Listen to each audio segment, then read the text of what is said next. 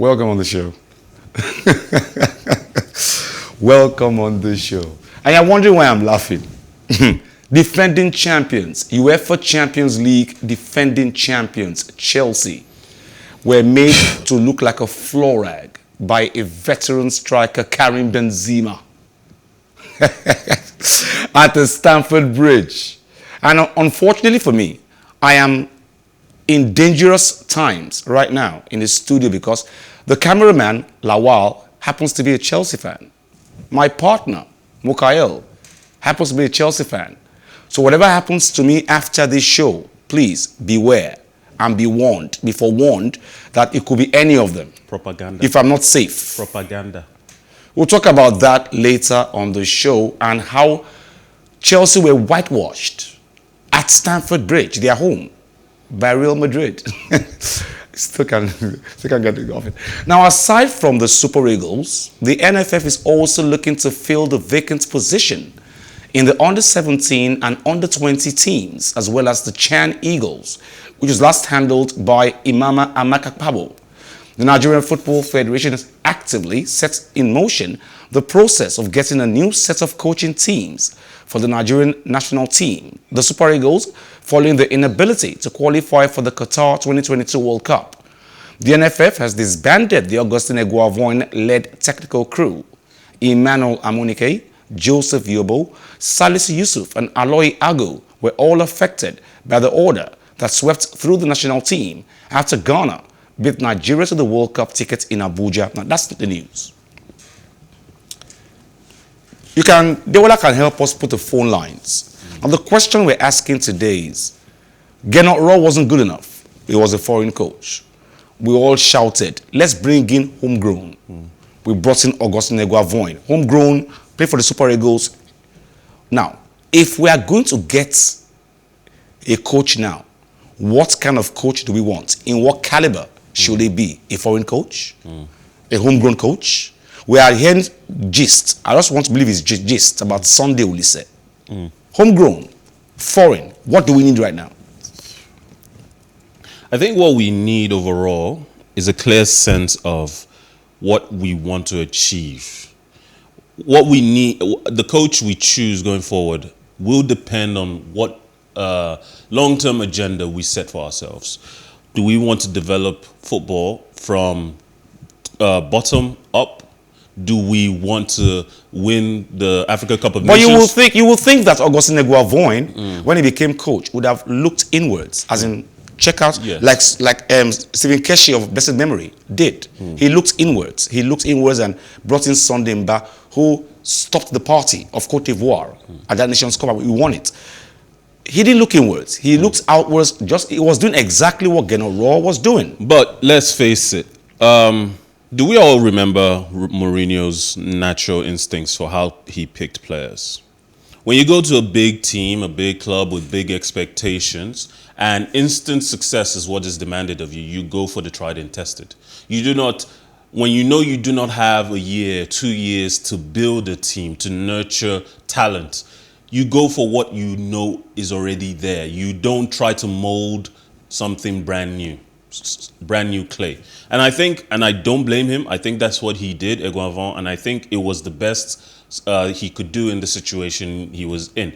At this point in our history, I don't think it's enough for us to say we want a foreign coach or we want a local-based coach. We should include local-based talents at coaching level and at footballing level. However, we should at this point be aspiring to be the first African team to win the World Cup.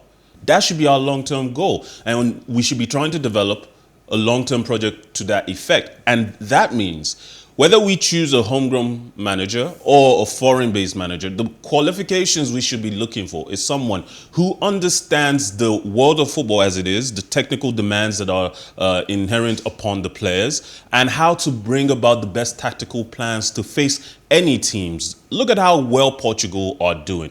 For years and years and years, we said Portugal, Ronaldo could not achieve great things with the national team because the quality around him just wasn't there. Now they are there. The manager isn't a fantastic manager, but they've groomed the right generation of players to Germany did that compete. about 5 years ago. England are the biggest success story in recent memory because they have perhaps the best core of talent, best squad in a generation, and the squad is so full that the likes of Phil Foden on an off day may not make it into the final team that goes to the World Cup. The call line is on the screen right now, and of course, we're looking at the fact that now the NFF have been told by the federal government to look for a new coach. Now the question is, should we be looking towards a foreign coach or a homegrown coach? I don't want to use the word local. I hate that word. A homegrown coach, a coach from Nigeria who has played in Nigeria, whatever. What should we be looking for now? Now we have Genoro has been told to go. He didn't do well. Okay? Now, Eguavoin has left. That was a homegrown coach. What coach do we need right now to make this? These guys have talents.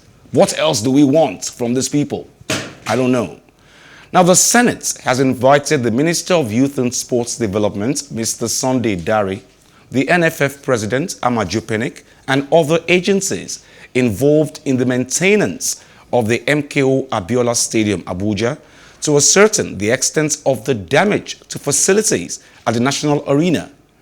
Irate football fans had vandalized facilities at the MKO Abiola Stadium on March 29th, following the Super Eagles' 1-0 draw with Ghana in a World Cup. Now, Mukail, honestly, this is a renovated stadium. It's just been renovated. Now, where were the security men? I think it's even the aftermath of everything when they say they want to call the NFF.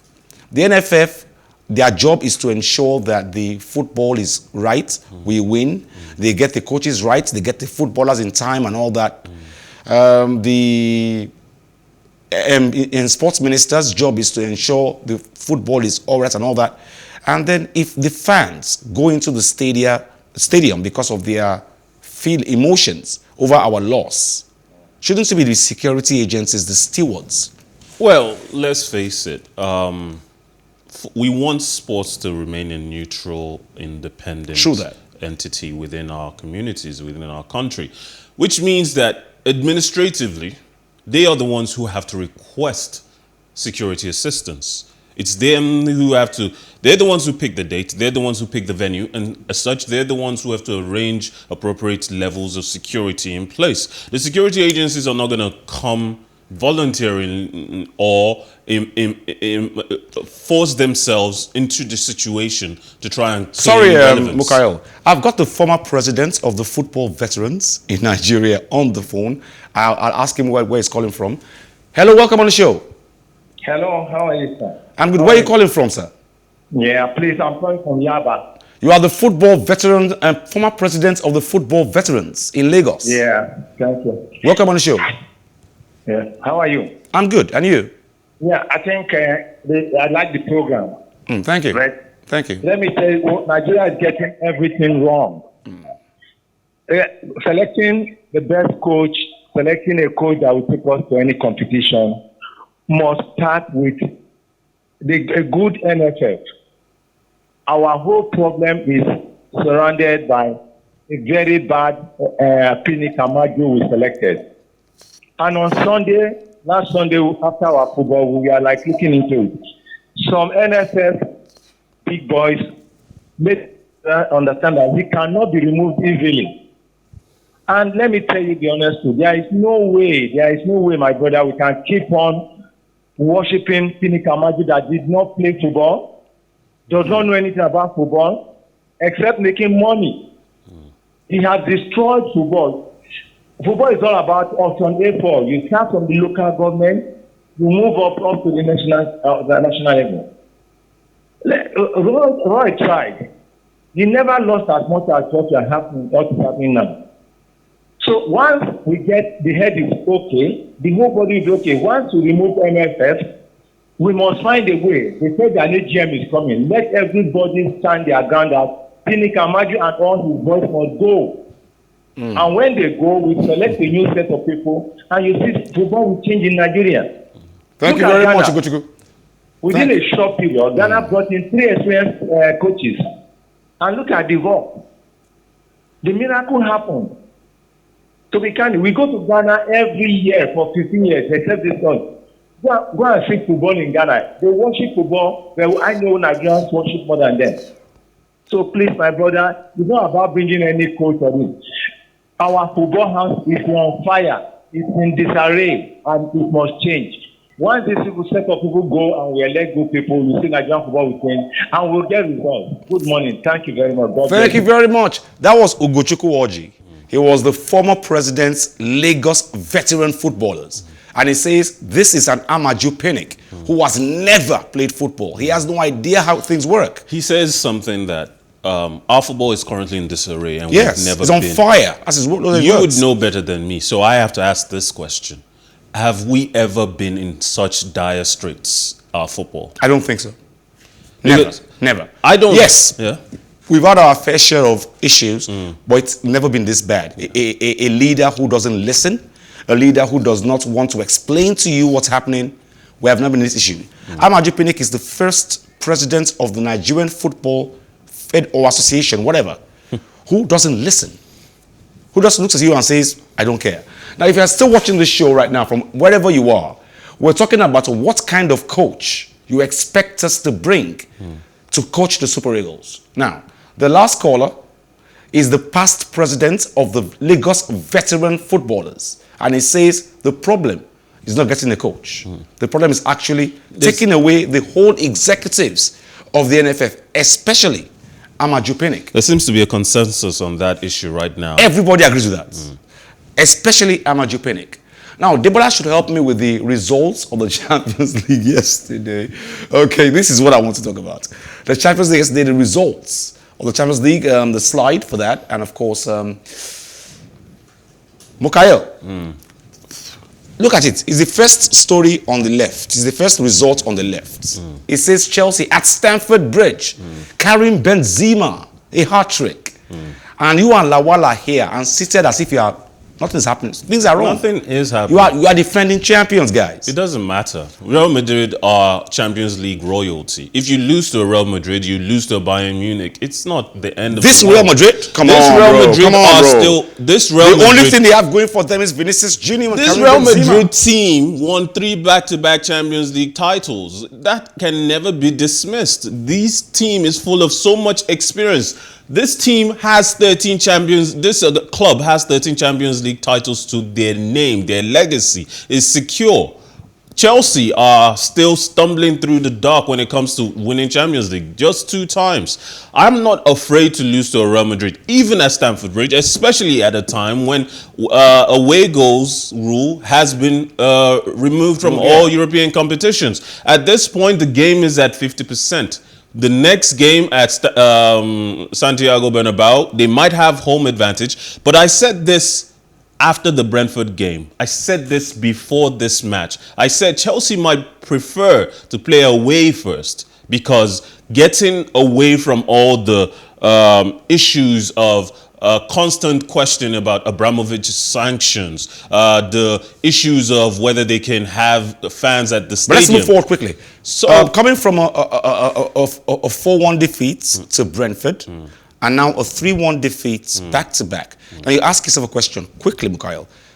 Would we say all this drama in the Chelsea backroom, boardroom, is causing problems? Sure, but sometimes you have to go through fire to make steel. True that. And right now, Chelsea, before the Brentford game, they were carrying on as if nothing was happening. They were still getting results. Sometimes you need a loss to recalibrate and re-energize motivation. And that is what this can offer Chelsea.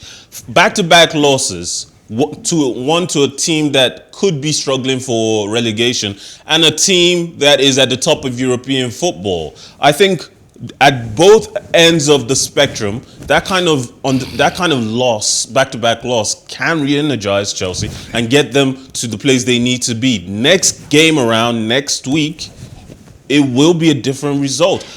I don't know if Chelsea will go through in this tie, but this is just the first battle. The war is yet to be won by Real Madrid. Well, okay. Quickly before we go on the show, you are vindicated now. Man City only beat Atletico Madrid at the Etihad 1-0. 1-0. Anything could happen. Anything could. And going forward, we know that when they want to play, Atletico Madrid can really play the ball well. The fact is, the only threat they face is that when the game is more open, it allows Manchester City to get more comfortable in the game. As long as they take maximum advantage of all of their attacking qualities, the Lemar, the Griezmann, the Suarez, the Felix, they will be in a good position to not only get a goal, but potentially get a second goal that can win them the tie. That's all we can take on the show today, Mukail. Thank you. Always. Thank you very much, Lawal. Lawal is behind the cameras. You don't see him, but he makes you see us. Thank you very much, Oime Esther. I hope I got that. Thank you very much for watching my back always. Thank you very much, Ajasaye J. Always got my back. Thank you very much, Debola, the big Gunners fan, Arsenal fan. I don't know how he still copes. He's still looking very big. I don't know how Arsenal fans still remain big when they should be slim. They shouldn't be eating regularly. Thank you very much, the guy that has the power downstairs. Femi, I call him Femo. He still owes me drinks and cake from his birthday. Thank you very much. That's all we can take on the show. I'll leave you with the NBA today. LA Lakers officially have been eliminated from the Western Conference Finals after losing to Phoenix Suns yesterday. Join us on Plus Sports on PlusTvAfrica. Same time tomorrow. My name is Wale Scott. Like I always advise you at the end of every show, if not for anything, at least for your heart, do some sports.